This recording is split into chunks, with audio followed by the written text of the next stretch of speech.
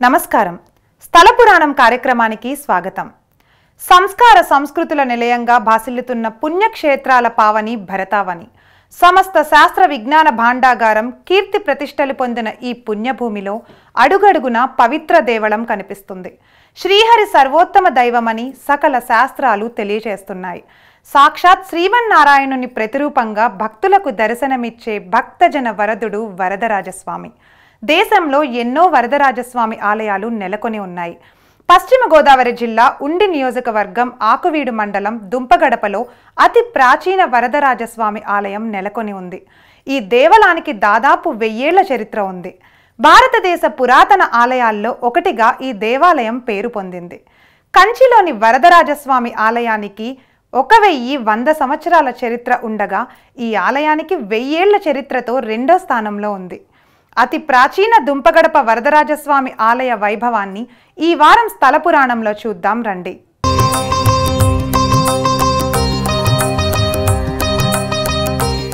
నమ్మి కొలిచిన భక్తుల పాలిట వరాల దేవుడు వరదరాజస్వామి. దేశంలో ఎన్నో వరదరాజస్వామి ఆలయాలు దర్శనమిస్తాయి. పశ్చిమ గోదావరి జిల్లా ఆకువీడుకు అతి సమీపంలో ఉన్న దుంపగడప గ్రామంలో శతాబ్దాల నాటి వరదరాజస్వామి ఆలయం నెలకొని ఉంది. దుంపగడప వరదరాజస్వామి ఆలయంతో పాటుగా దేశంలోని వివిధ ప్రాంతాల్లో కొలువై ఉన్న వరదరాజస్వామి కోవెలల విశిష్టతలు ఇప్పుడు చూద్దాం.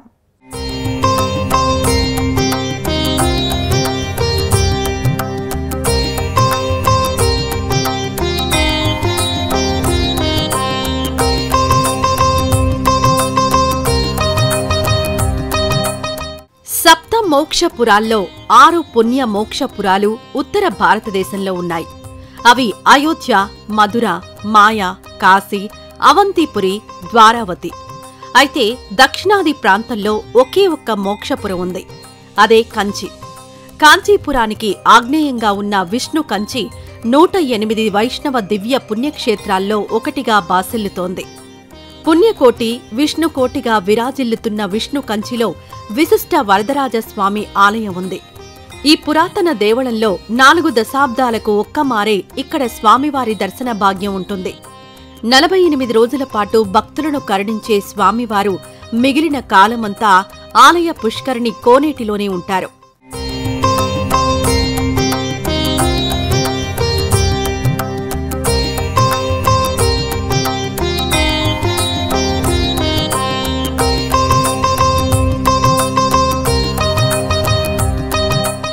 తిరుమల శ్రీవారి ఆలయ ప్రాంగణంలో వరదరాజస్వామి ఆలయం దర్శనమిస్తుంది. సాక్షాత్ శ్రీవారికే నివాస స్థలమిచ్చిన స్థలదాతగా వరదరాజస్వామి కీర్తింపబడ్డారు. తిరుమలలో తొలుత వరదరాజస్వామిని దర్శించుకున్నాకే తన దర్శనం చేసుకోవాలని శ్రీవారు తెలియజేసినట్టు శ్రీ వెంకటేశ్వర చరిత్ర చెబుతోంది. ఈ కారణంగానే పుష్కరిణి పక్కనున్న వరదరాజస్వామి వారిని దర్శించుకున్నాకే భక్తులు శ్రీవారి దర్శనం చేసుకునేవారు. నిత్యం భక్తజన వరదతో నిండి ఉండే తిరుమల పుణ్యక్షేత్రంలో కాలానుగుణంగా వచ్చిన మార్పుల్లో ఈ ఆనవాయితీ మరుగున పడింది. అయితే గుడి లోపలి భాగంలోని వరదరాజస్వామి ఉపాలయంలో వరదరాజస్వామి పూజలందుకుంటున్నారు.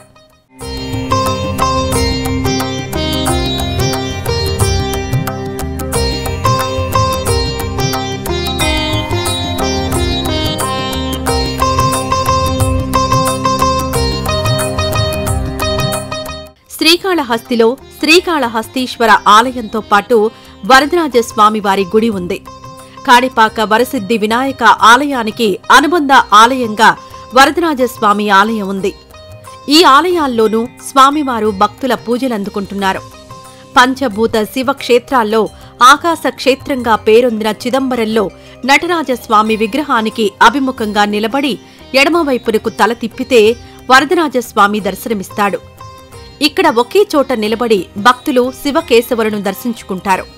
చిత్తూరు జిల్లా పాకాల మండలం వల్లివేడు గ్రామంలో పురాతన వరదరాజస్వామి ఆలయం నెలకొని ఉంది. ప్రతి ఏటా కనుమ పండువ నాడు పరిసర పల్లెల్లో వరదరాజస్వామి ఊరేగింపు జరిపి చివరిగా కూనపల్లి వద్ద ఉన్న చిన్న గుడి వద్ద శమీవృక్షం వద్ద పూజలు చేస్తారు. తెలంగాణ కంచిగా పేరు పొందిన వరదరాజపూర్ వరదరాజస్వామి దేవాలయానికి 450 ఏండ్ల చరిత్ర ఉంది. గజ్వేల్ నియోజకవర్గంలోని మర్కూకు మండలంలో ఈ కుగ్రామం నెలకొని ఉంది.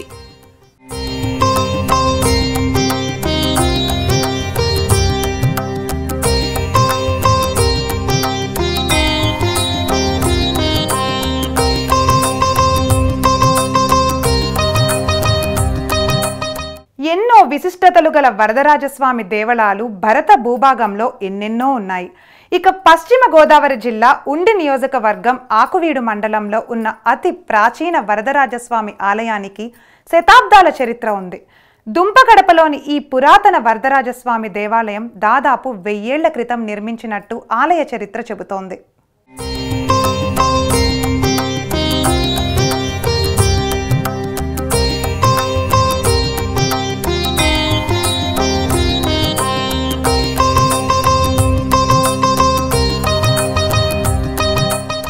పశ్చిమ గోదావరి జిల్లా కృష్ణా జిల్లా సరిహద్దులో ఉన్న దుంపగడప గ్రామం కొల్లేరు తీర ప్రాంతమైన కొల్లేరుకు ఆనుకుని ఉంది. ప్రశాంత వాతావరణానికి ఈ గ్రామం ఆలాబలంగా ఉంటుంది. రహదారి వెంట ఎత్తైన కొబ్బరి చెట్లు ఆహ్లాదకరంగా దర్శనమిస్తాయి. చోళరాజుల కాలంలో ఈ ఆలయాన్ని నిర్మించినట్టు ఆలయ చరిత్ర చెబుతోంది. తమిళనాడులో సాగర తీరానికి సమీపంలో విష్ణు కంచిలో వరదరాజస్వామి నెలకొని ఉండగా ఇక్కడ దుంపగడపలో నదీ పరివాహక ప్రాంతానికి సమీపంలో ఈ ఆలయం నిర్మించినట్టు ఆలయ చరిత్ర చెబుతోంది. కంచి వరదరాజస్వామి ఆలయానికి 1100 సంవత్సరాల చరిత్ర ఉండగా ఈ ఆలయానికి 1000 ఏళ్ల చరిత్ర ఉందని తెలుస్తోంది. ఆకివీడుకు 3 కిలోమీటర్ల దూరంలో 216 జాతీయ రహదారికి 1 కిలోమీటర్ దూరంలో ఈ ప్రాచీన దేవాలయం నెలకొని ఉంది.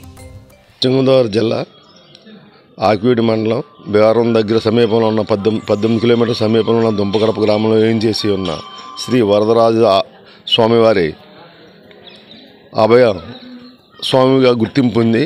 ఆయన 1000 సంవత్సరాల నుంచి పురాతనమైన దేవస్థానం ఇది. 1000 సంవత్సరాల నుంచి ఒక కట్టడములు కానీ శిలాఫలకాలు అవి ఉన్నాయి. అలాగే ఇక్కడ కొట్టి వీధి నెమ్మల వీధికి మధ్యలో నడివీధిలో ఏం చేస్తున్నారో శ్రీ స్వామివారు ఆయన అభయ వరదరాజ స్వామి వారు అని పిలుస్తారు. ఆయన్ని కోరిన కోరికలు తీర్చే శక్తివంతమైన దేవుడు. దేశంలో కంచిలో ఉన్నారు. రెండో దేవస్థానం ఇక్కడ దుంపగడపలో. ఇది చాలా ప్రసిద్ధమైన దేవాలయం. ఎవరు ఏం కోరుకున్నా కోరికలు తీర్చే దేవుడు. ఆపదవారి మొక్కుడు శ్రీ వరదరాజ స్వామి.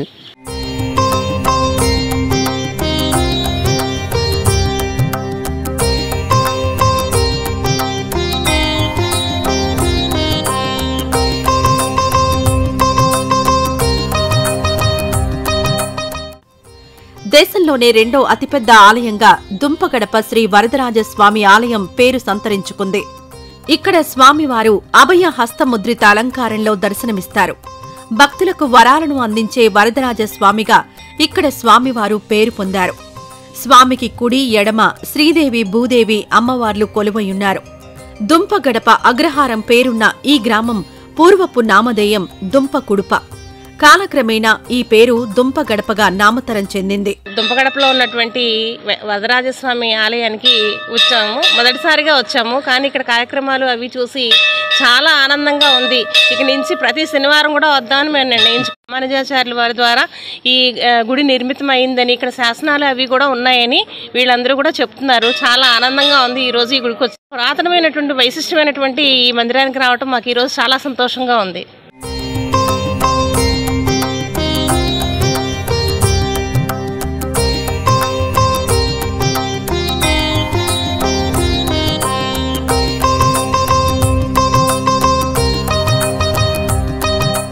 గ్రామంలో పూర్వీకుల కాలం నుంచి ఎందరో వితరణశీలురు భక్త అగ్రేసరులు ఆలయ అభివృద్ధికి విశేష కృషి చేసినట్టు ఆలయ చరిత్ర చెబుతోంది. ఆలయం శిథిలావస్థకు చేరడంతో దుంపగడప అగ్రహారికులు మత్తిరుమాల పెద్దింటి వెంకట వీరరాఘవాచార్యుల అయ్యవార్లు, పెద్దింటి రామానుజాచార్యుల అయ్యంవార్లు నడుం కట్టి ఆలయాన్ని అభివృద్ధి చేశారని ఆలయ చరిత్ర చెబుతోంది. ఆలయ చరిత్రను అందుబాటులో ఉన్న అంతర్జాల సౌకర్యంతో వినియోగించి ప్రయత్నం చేయగా ఈ వరదరాజస్వామి ఆలయం తెలిసిందని ఆలయ నిర్వాహకులు తెలిపారు.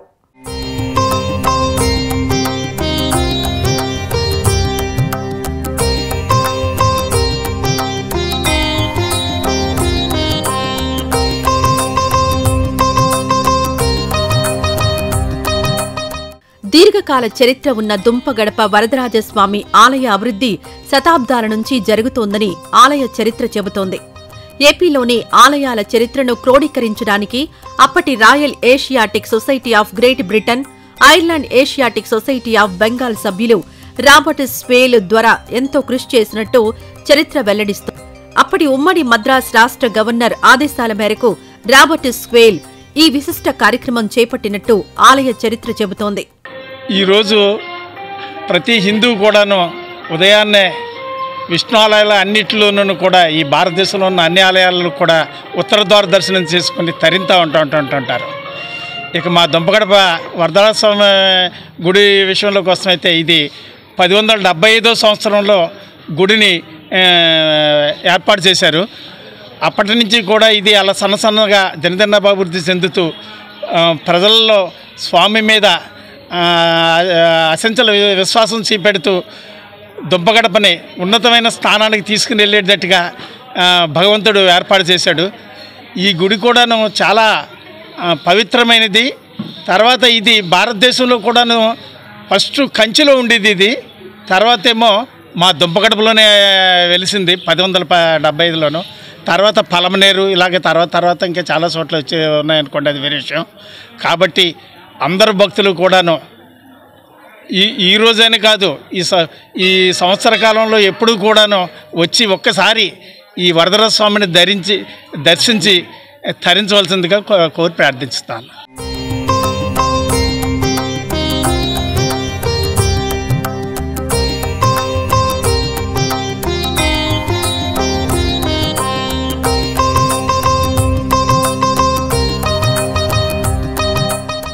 రాబర్ట్ స్వేల్ ఏపీ ఆలయాల చరిత్రను క్రోడీకరించగా అనంతరం ఆర్కియాలజీ శాఖ 382 పేజీల పరిశోధన పుస్తకం విడుదల చేశారు.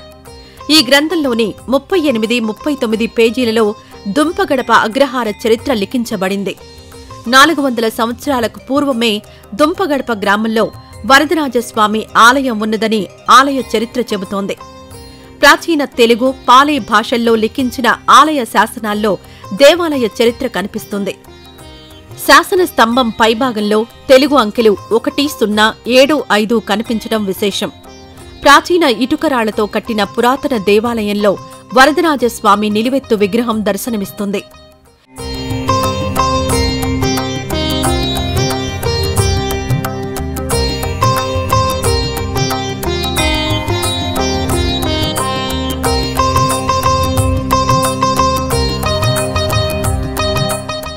ఈ శాసనం మనకు ఆలయంలో కనపడుతుంది. ఆ శాసనంలో ఉన్న భాష ప్రాచీన తెలుగు, పాళీ కలిసి సంయుక్తంగా ఉండడం వల్ల చదువుటకు కొంత ఇబ్బంది ఎదురవుతుంది. కానీ ఆ శాసన స్తంభం పైభాగంలో మాత్రం తెలుగు అంకెలలో అనగా 1075 అంకెలు కనబడుతున్నాయి. దానిలో భీమవరం గ్రామానికి 14 మైళ్ల దూరంలో గల దుంపగడప గ్రామంలో పురాతన ఇటుకతో కట్టిన ఆలయంలో నిలబడి ఉన్న అందమైన రాతి విగ్రహం వరదరాజస్వామిగా పిలువబడుతుంది. ఈ ఆలయం చుట్టూ చెదురుమదురుగా ఉన్న చిన్న చిన్న విగ్రహాలు ఎంతో అందంగా ఉన్నాయి అని రాసి ఉందని తెలిపారు.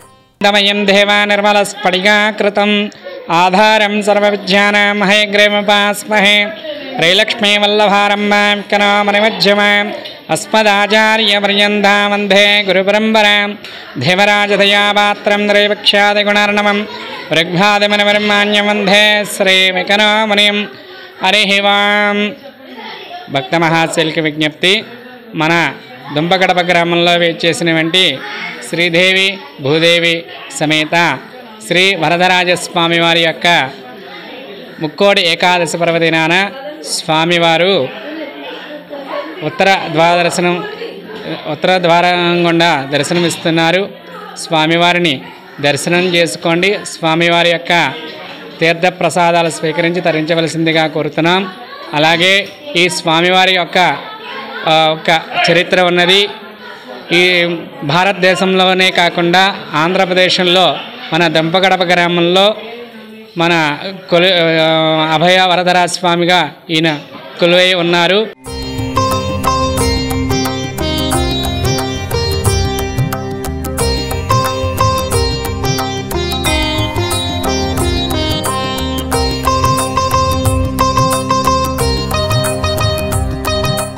కల్పతరువు కామధేనువు దేవలోకంలోని కల్పవృక్షం ఎదుట నిలబడి కోరిక కోరుకుంటే ఆ కోరిక నెరవేరుతుంది. ఇక కామధేనువు చెంత నిలిస్తే చాలు, మనసులో ఉన్న కోరికను గ్రహించి ఆ పుణ్య గోమాత వరాలొసగుతుంది. కల్పవృక్షం కామధేనువు మాదిరి కోరికలను నెరవేర్చే దుంపగడప వరదరాజస్వామిని భక్తులు అత్యంత భక్తి శ్రద్ధలతో ఆరాధిస్తారు. ఈ ఆలయంలో స్వామివారు భక్తజన బాంధవుడని, భక్త వరదుడని భక్తులు తెలియజేస్తున్నారు.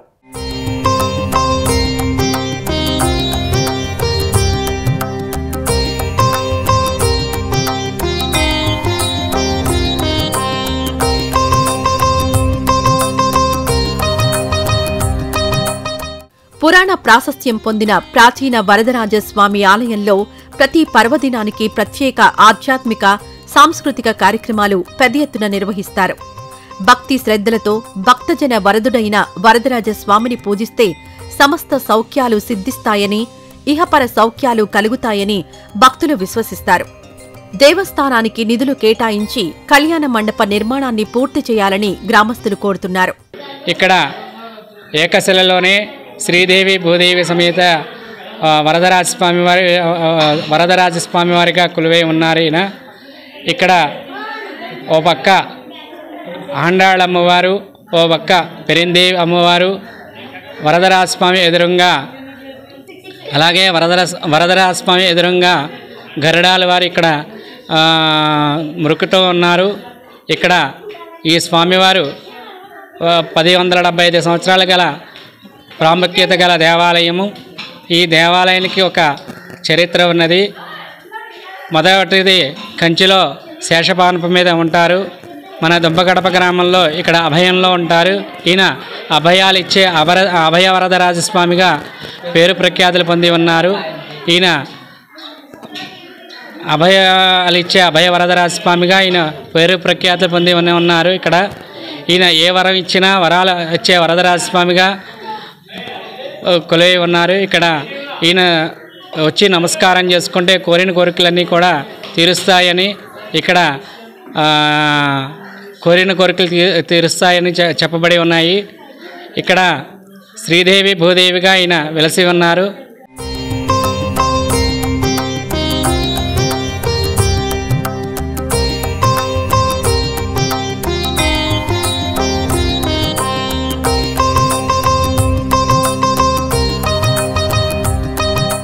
స్వామివారి ఆలయ ధ్వజస్తంభం శిథిలం కావడంతో 2015లో వితరణశీలురు, ధర్మ పారాయణులైన పిన్నంరాజు బాపిరాజు కుటుంబీకులు నూతన ధ్వజస్తంభ ప్రతిష్ఠ జరిపారు. అన్యదా శరణం నాస్తి అంటూ భక్తులు త్రికరణ శుద్ధిగా స్వామివారిని ఆరాధిస్తే మదిలో తలుచుకున్న కోరికలన్నీ నెరవేరుతాయని భక్తులు, ఆలయ అర్చక స్వాములు తెలియజేస్తున్నారు. స్వామివారి మహిమలను ఆలయ స్థల పురాణం సైతం తెలియజేస్తోంది. ఓం శ్రీ గణేశాయ నమః, ఓం మాత్రేయ నమః.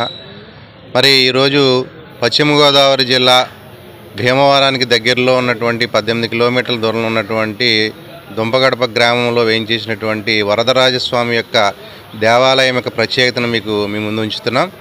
మరి క్రీస్తు శకం 1053వ సంవత్సరంలోని కంచిలో చోళ మహారాజుల యొక్క ఆధ్వర్యంలో నిర్మించబడినటువంటి వరదరాజస్వామి యొక్క దేవాలయం ఎంత ప్రాశస్తమైందో, ఆ దేవాలయం నిర్మించినటువంటి 100 సంవత్సరాల తరువాత మరి పశ్చిమ గోదావరి జిల్లాలో వేయించేసి ఉన్నటువంటి దూంప కుడుప అనేటటువంటి ఆ పురాతన నామం కలిగినటువంటి గ్రామం తరువాత కాలంలో దుంపగడప కింద పేరు రూపాంతరం చెందింది. అటువంటి దుంపగడప గ్రామంలో వేయించేసి ఉన్నటువంటి వరదరాజస్వామి దేవాలయం 1153వ సంవత్సరంలో ఇక్కడ నిర్మించినట్లుగా చారిత్రక ఆధారాల ద్వారా తెలుస్తుంది. మరి ఈ దేవాలయ యొక్క ప్రత్యేకతను మనం తీసుకున్నట్లయితే మరి స్వామివారు శ్రీదేవి భూదేవి సమేతంగా ఇక్కడ వెలిసినట్టుగా మనం తెలుసుకోవచ్చు. ఆలయ అభివృద్ధిలో భాగంగా స్వామివారి ఆలయ స్థలంలో కళ్యాణ మండపం నిర్మించడానికి ఆలయ నిర్వాహకులు సమాయత్తమయ్యారు. అయితే కళ్యాణ మండప నిర్మాణం అర్ధాంతరంగా ఆగిపోయింది. అసంపూర్తిగా మిగిలిపోయిన ఆలయ కళ్యాణ మండప నిర్మాణాన్ని వెంటనే పూర్తి చేయాలని గ్రామస్తులు కోరుతున్నారు. ఇందుకు సర్కార్, దేవాదాయ శాఖ స్పందించి నిధులు కేటాయించాలని వేడుకుంటున్నారు. కళ్యాణ మండపం నిర్మాణం పూర్తయితే తమకు ఎంతో ప్రయోజనకరంగా ఉంటుందని గ్రామస్తులు తెలియజేస్తున్నారు. గరుడాల్వార్ గారి యొక్క సేవలు కూడా ఇక్కడ స్వామివారికి అందుతూ ఉన్నాయి. అటువంటి ప్రాశస్త్యం కలిగినటువంటి ఈ దేవాలయం చరిత్రపరంగా ఎంతో ప్రాశస్త్యం కలిగి ఉంది.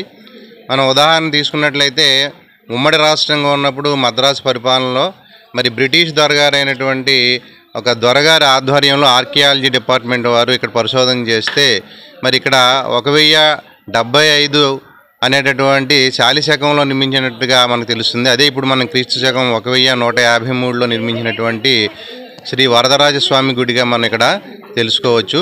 మరి ఇటువంటి ప్రాశస్త్యం కలిగినటువంటి దేవాలయం పురాతన కాలంలో మరి ఇక్కడ ఉన్నటువంటి గ్రామస్తులు పెద్దలను బట్టి తీసుకున్నట్లయితే స్థానికంగా ఉన్నటువంటి రాఘవాచార్యులు అలాగే రామానుజాచార్యులు అనేటువంటి అయ్యంగార్లు ఈ యొక్క గుడిని అభివృద్ధి చేసినట్లుగా మనం గమనించవచ్చు. తర్వాత కాలంలో రాను ఈ గుడి యొక్క ప్రాధాన్యతను తెలుసుకొని భక్తులు విశేషంగా రావడం, స్వామివారి యొక్క మహిమలు తెలుసుకోవడం, ఆయన యొక్క ఏవైతే ఉన్నాయో కృపా కటాక్షాలకు పాత్రలు అవుతాం అనేది జరుగుతుంది. ఇందులో భాగంగా మరి 2015వ సంవత్సరంలో స్థానికంగా ఉన్నటువంటి బాపిరాజు గారు మరి ఈ దేవాలయ యొక్క ధ్వజస్తంభం జీర్ణమైనట్లయితే దాన్ని పునరుద్ధరణ కృషి చేసి దాన్ని నిర్మించడం జరిగింది. అలాగే ఈ గ్రామంలో ఉన్నటువంటి ప్రజలు కూడా ఏ శుభకార్యం జరిగినప్పటికీ కూడా స్వామివారి యొక్క సన్నిధికి వచ్చి తమ యొక్క ఆ యొక్క విశేషాలని తర్వాత వాళ్ళ యొక్క కోరికల్ని ముడుపుల్ని కట్టడం కూడా జరుగుతుంది. ఆ విధంగా ప్రజలు కూడా స్వామివారి యొక్క మహిమలను తెలుసుకుంటున్నారు.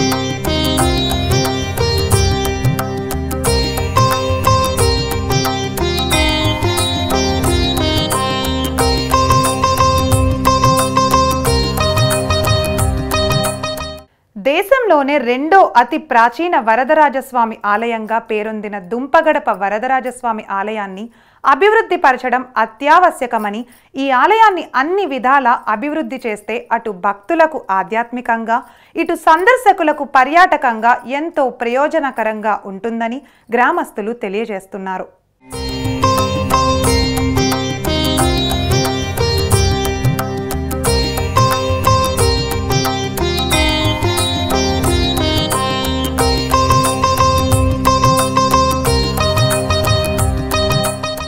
ఇది ఇవాల్టి స్థల పురాణం కార్యక్రమం. వచ్చే వారం మరొక విశిష్ట అంశంతో మళ్ళీ కలుద్దాం. నమస్తే.